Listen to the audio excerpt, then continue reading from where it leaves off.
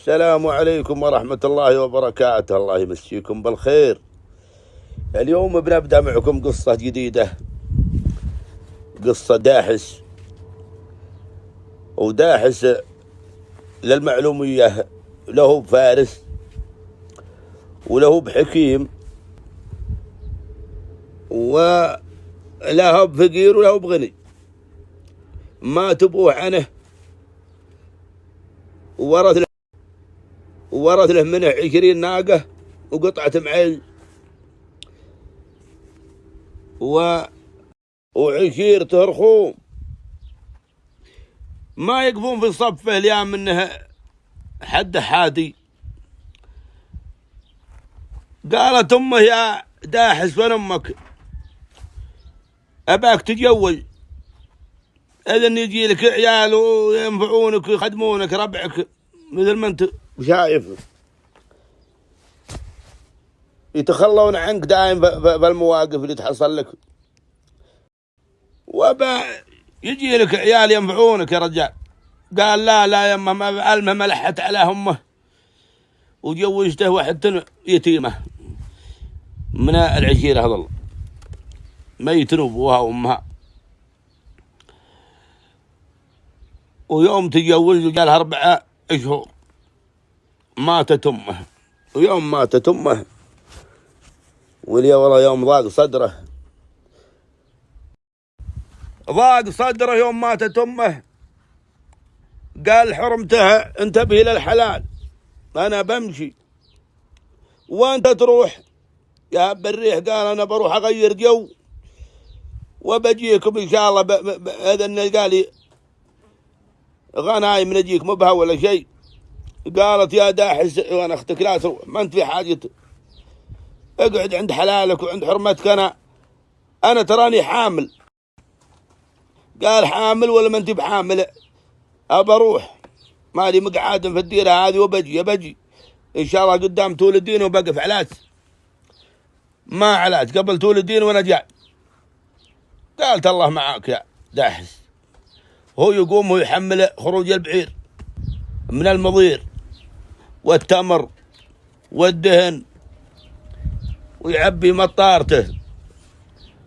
هو يروح روح داحس مشمل علشان لمن هدي راجع ما في خريطة كالحين امشي عليها ولا في جوالات ولا فيه، علشان لمن هدي راجع بعدين ولي اهله مغيب شمس. روح الرجال ويطيح له على عرب من قدامه عقب ابعد، ونهارين هم يغدونه ويعشونه. عقب يومين مشى، وكل ما طاح له في فريج لمسه عندهم، وهذا كل ما طاح له في فريج بدون خطرهم. اللي يجيهم العصر يتعشى عندهم ويمرح، واللي يصبح واصل مسيره. وعلى هالمنوال وعقب 17 يوم منه مشى وابعد، وجاء العصر هو يقوم يتلفت يدور له فريج بدون يخطرهم مثل ربع ملولي. واليوم والله ما حول الشباب النار يعدي رؤوس المشاريف يتلفت البدو ما لقى احد. ويوم جاء عصاير اللي والله محول على حكى الشعيب،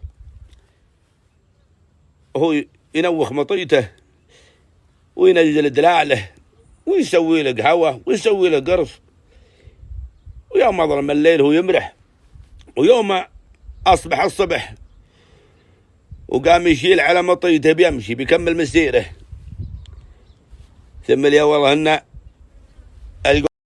يوم عايل يا والله ان الخيل مطمجة علاه، هم تتامرون.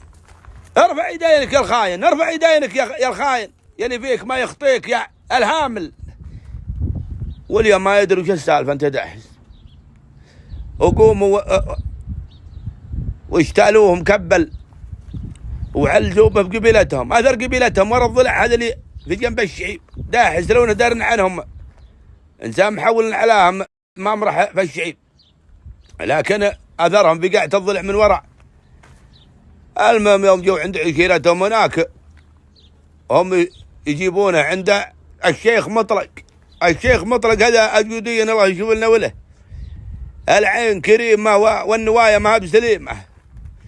منمرين الشيخ القبيلة عقب ما تبوه وهو خبيث مخبث، لا حكيم ولا كريم ولا طيب غير الشيخ مطلق هذا على بشت يتخثع فيه وهو خبيث مخبث. العين كريمة والنوايا ما بسليمة، ولا فيه من شيم الرجال شيء، ولا عنده سلوم عرب مرة ما غير بس مزنتينه. البشت يوم مات أبوه يقول رجال طيب ما النار تخر رماد.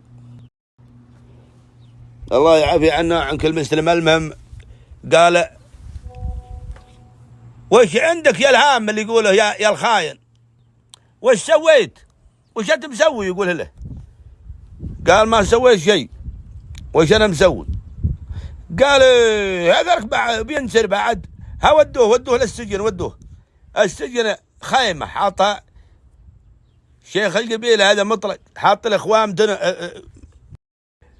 ارسل الشيخ مطلق القهوجي هذا يودي داحس للخيمة، حاطها السجن الشيخ مطلق،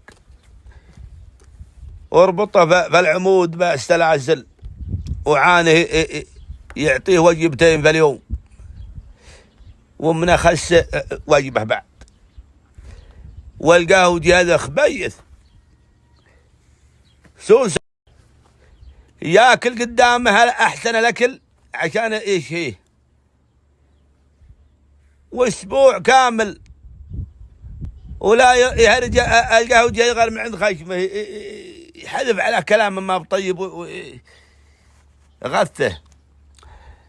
عقب اسبوع يطلبه انت يا الشيخ مطلق يا الهامل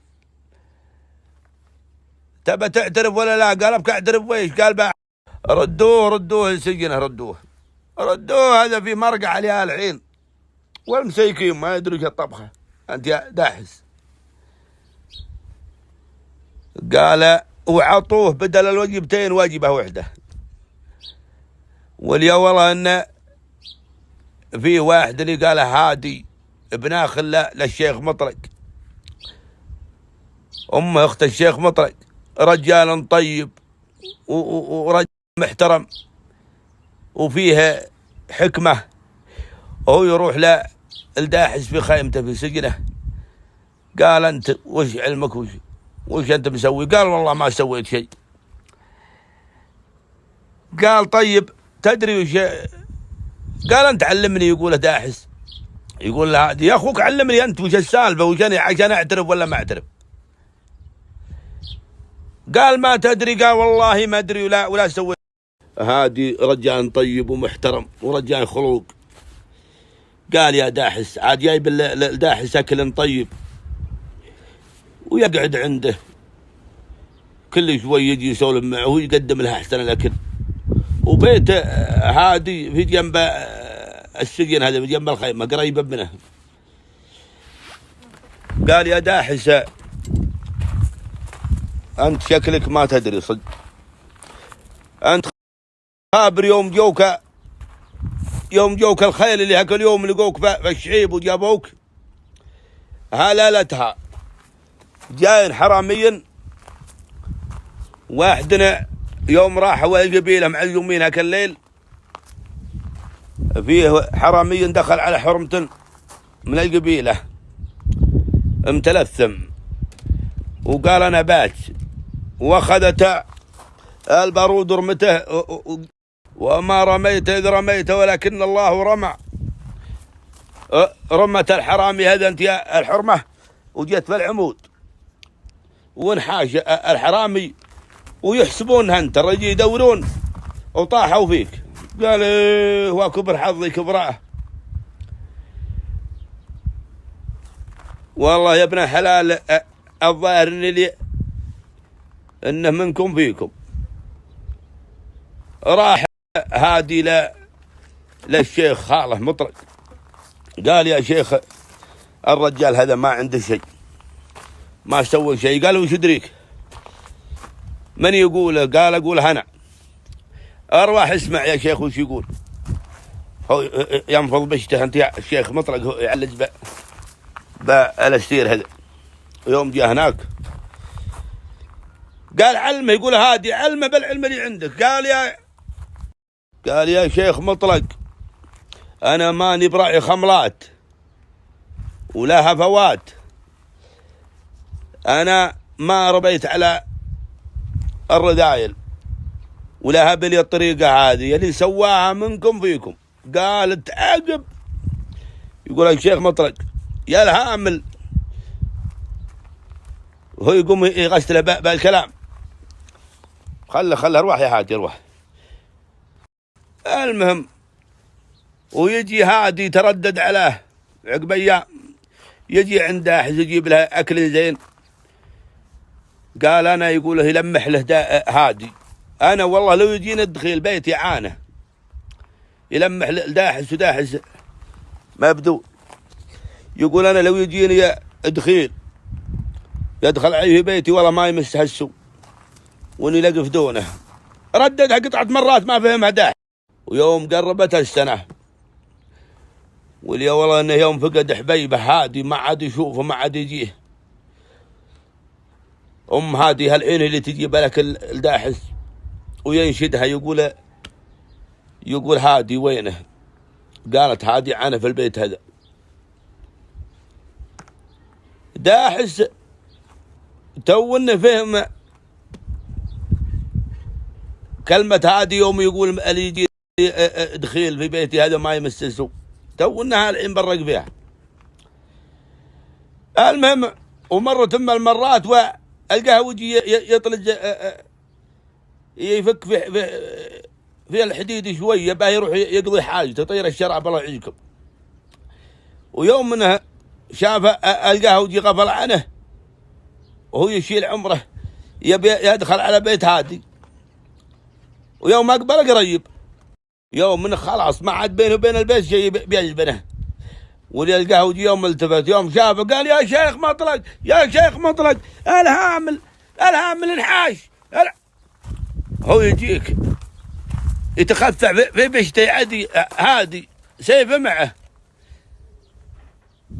واليا والله ان ام هادي ظاهره هادي ما فيها كل يوم، هي اخت مطلق. يا ولد خلى الرجال دخيل يا الرجال دخيل يدخل بيتنا.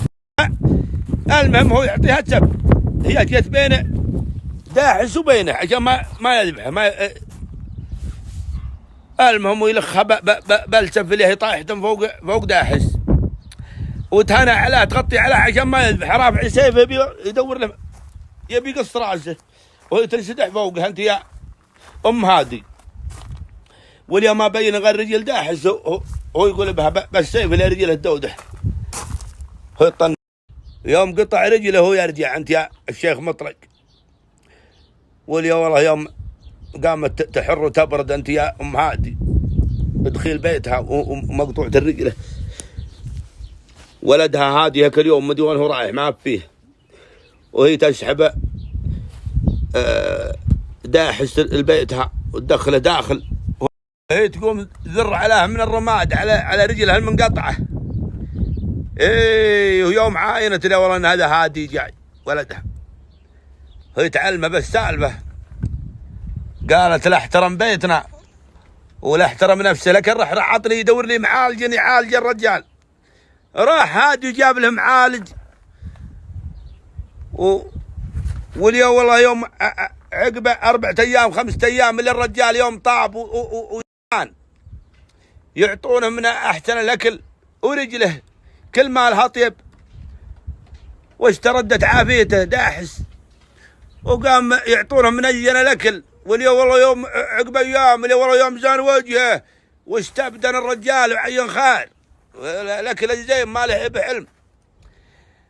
قالت يا هادي والله لما اخذت حقي من مطلق ما انت بولدي والله تاخذ حق ضيفي منه ولا ما انت بولدي.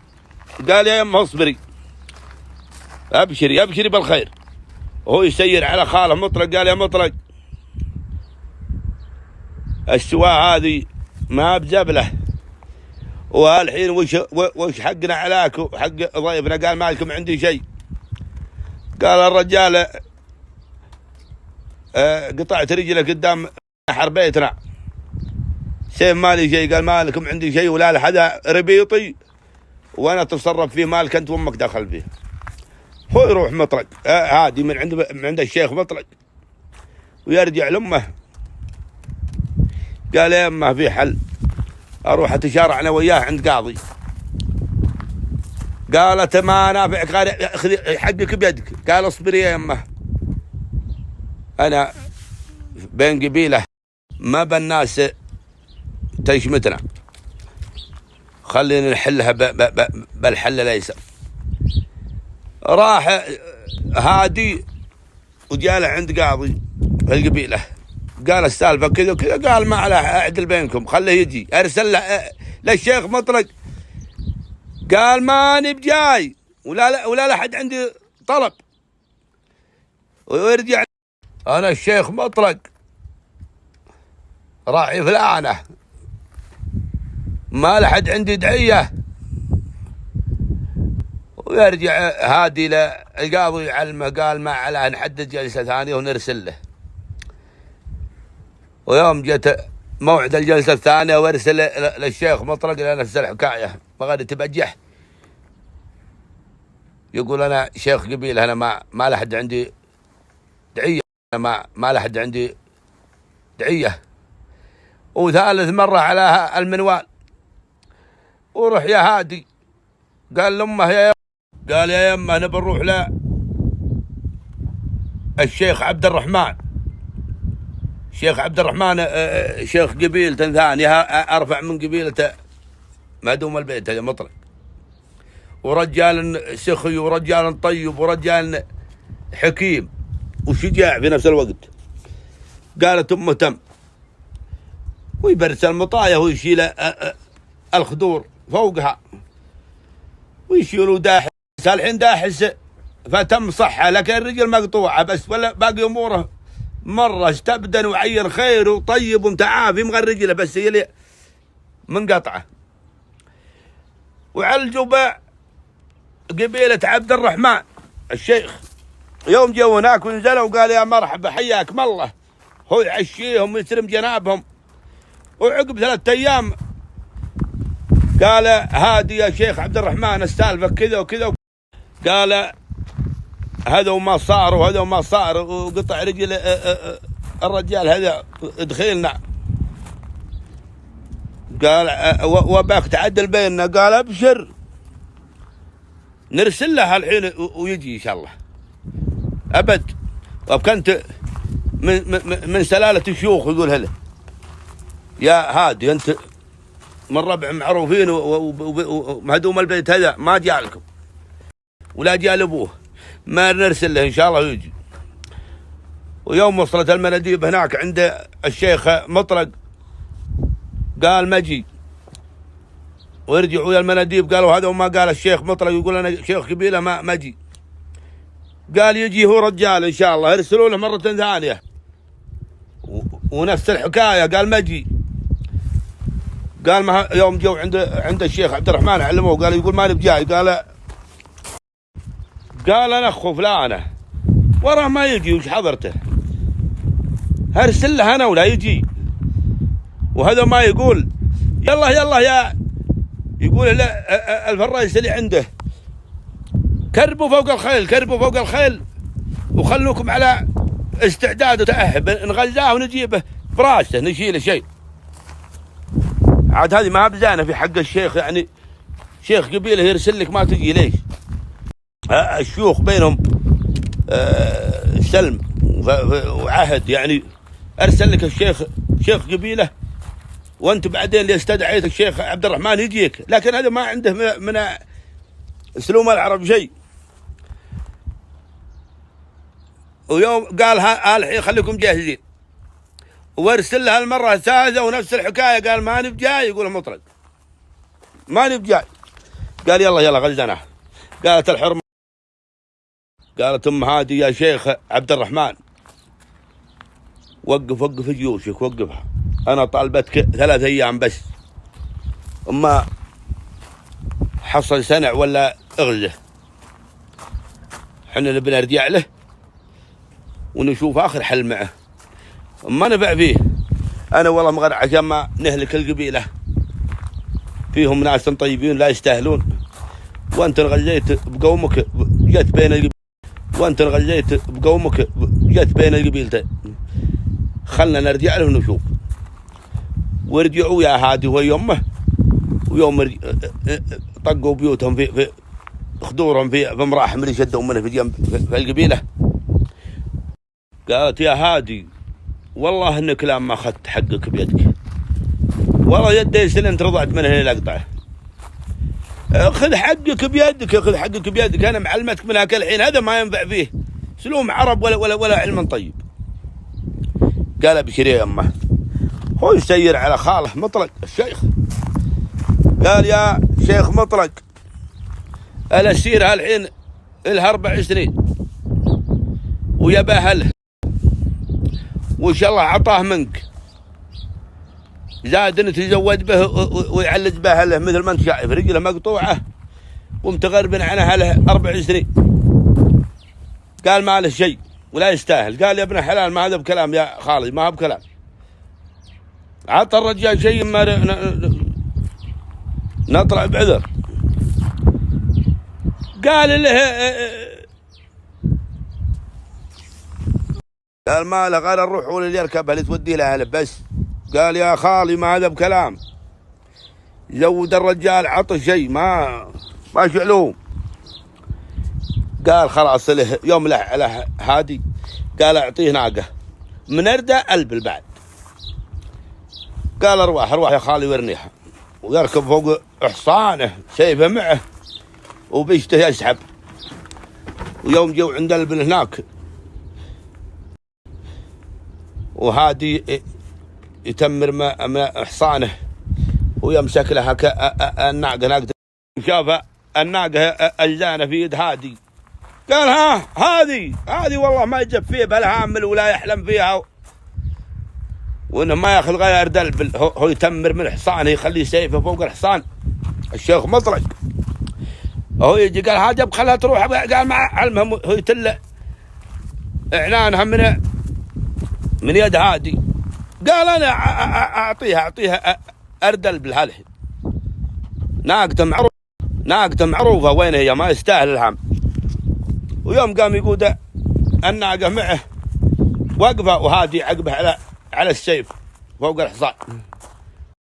اخذ سيفه الشيخ مطلق من الحصان، مخليه يوم تمر من الحصان، مخليه السيف تغانم الناقه الزانه عشان ما تروح قبل فيت.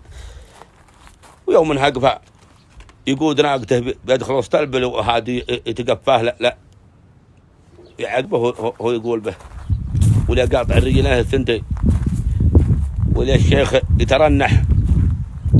قال خذ بدل الوحده 2 يا مردود الحظ. يوم منها بالعلم الطيب ما مشت معك حتى جاه الرجيل وشرع الله ما يرضيك. وليا والله ان الجرذي اللي هو القهوجي عاين قال تعال يا ملعون الجدف تعال، والله انك لا نظهرت جعبه اني لا تشيك ذكاه. خلك هنيه لا تعلم القبيله لين تشوفنا مجفين رايحين.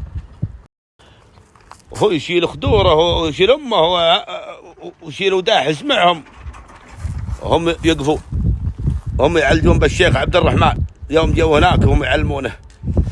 قال انت اللي تستاهل الشيخه، وانت امير القبيله. هالحين اروح معك القبيلتك وننمرك عليهم. وروح يا الشيخ هناك عبد الرحمن بجيشه وهادي معه امه. يوم جو هناك هو يجتمع بالقبيله. الحين القبيله تعمعمون ما يدروا الشيخ من عقب مطلق.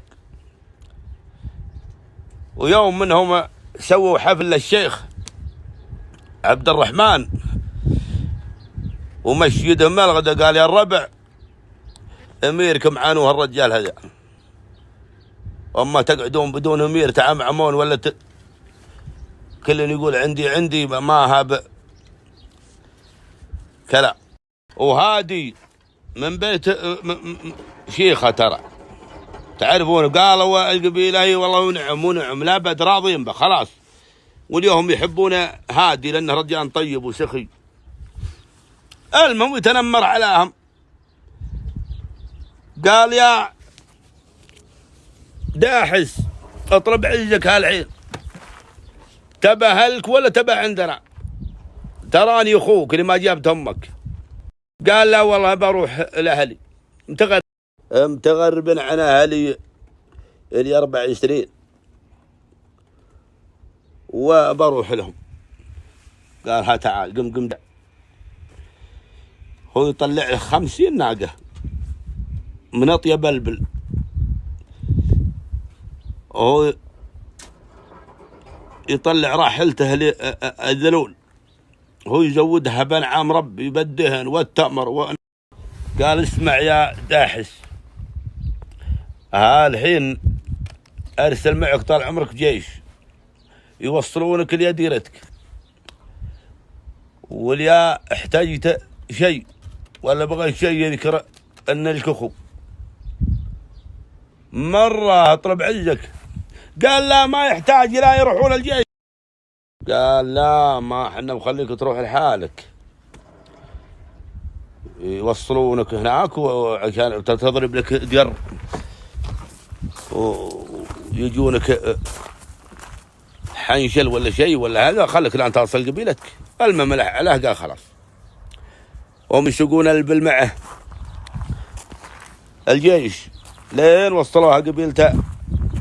داحس هناك يوم شافوه القبيله اللي من الرحوم اللي من أول، حتى ما انشدوا عنه ولا فقدوه بعد. يوم شافوا البل معه وشافوا ولا ما ينادونه غير الشيخ داحس الشيخ داحس الشيخ داحس. تغنمون يشوفون البل والرجال رجله مقطوعه، قالوا اكيد ما قطعت رجلك غير من جابها القومان يا والبل هذه ما كسبتها غير فعل يمناك الله. واليا داحس جاي له وليد عمره الحين 4 سنين شوي سنها العراده أب ويعين خير وسط قبيلته هناك صار تاجر. والبل 20 من اول اللي خلاها والمعز راح جيش رايح تنوادي من البل 20 اللي هو خلاها من اول قبل 4 سنين متوالدهم بارسل الله فيها. والمعز مثله هذه سالفة مثله هذه سالفتنا اليوم. وابشروا القادم افضل ان شاء الله. ويصير الشيخ مطلق طريح الفراش مغار عينه تزلم فراش يشوف لا يصدر ولا يورد خلاص. عقبه الشيخ اللي من اول عقبه تطشم وكل طاغيه ينكسر. يجي بخس بلعه قال ذق الين تقدمه له قال مساكين يقول هادي اعمل ويعمل لك يا فصعان. علوم مرة يجي ما تمشي معك ولا تحترم احد ولا تحترم لا البيوت عندك قيمة بيوت المسلمين، ولا تحترم نفسك لا البعيد ولا القريب. حتى الشيوخ القبائل ترسل لك ما تجي. وان ودتك هذه بس هذا والله.